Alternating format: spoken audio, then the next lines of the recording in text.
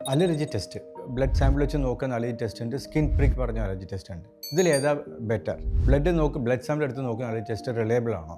ഞാൻ ഡോക്ടർ കൃഷ്ണനാണ്, allergy asthma centre Krishna ഹോസ്പിറ്റലിൽ. അതായത് ഇപ്പോൾ ഏറ്റവും കറക്റ്റ് ഡയഗ്നോസ് നമുക്ക് വേണമെങ്കിൽ സ്കിൻ പ്രിക്ക് അലർജി ടെസ്റ്റാണ്.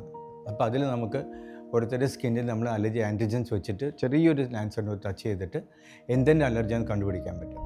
വേറെ നമ്മൾ ബ്ലഡ് വെച്ച് നോക്കുന്ന ടെസ്റ്റ് വെച്ചാൽ ബ്ലഡ് സാമ്പിൾ എടുത്ത് ലാബിലേക്ക് അയച്ചത് നോക്കുന്നതാണ്.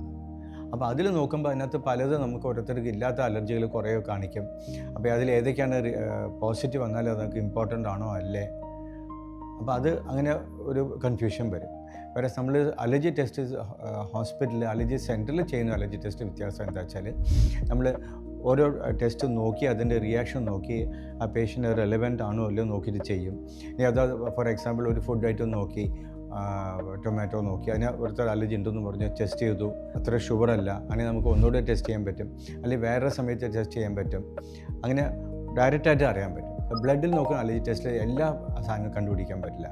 വേറെ നമുക്ക് ഫുഡിൽ വീട്ടിൽ നമുക്ക് കഴിക്കാൻ ചില പ്രത്യേകിച്ച് ചില നട്ട്സൊക്കെ ഉപയോഗിക്കുകയാണെങ്കിൽ നമുക്ക് അതിൻ്റെ സാമ്പിൾ എടുത്തിട്ട് നേരിട്ട് തന്നെ സെൻറ്ററിൽ വെച്ചിട്ട് നമുക്ക് അലർജി ടെസ്റ്റ് കണ്ടുപിടിക്കാൻ പറ്റും.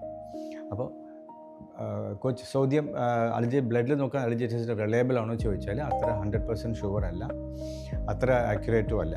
വേറെ സ്കിൻ പ്രിക്ക് അലർജി ടെസ്റ്റാണ് ഒന്നുകൂടെ സ്പെസിഫിക്കും, ഒന്നുകൂടെ നമുക്ക് പേഷ്യൻ്റ് കണ്ടീഷൻ കോറിലേറ്റ് ചെയ്യാനും ട്രീറ്റ്മെൻറ്റിനും അതാണ് ഏറ്റവും നല്ലത്. ഞാൻ ഡോക്ടർ കൃഷ്ണനാണ്, allergy asthma centre Krishna hospital.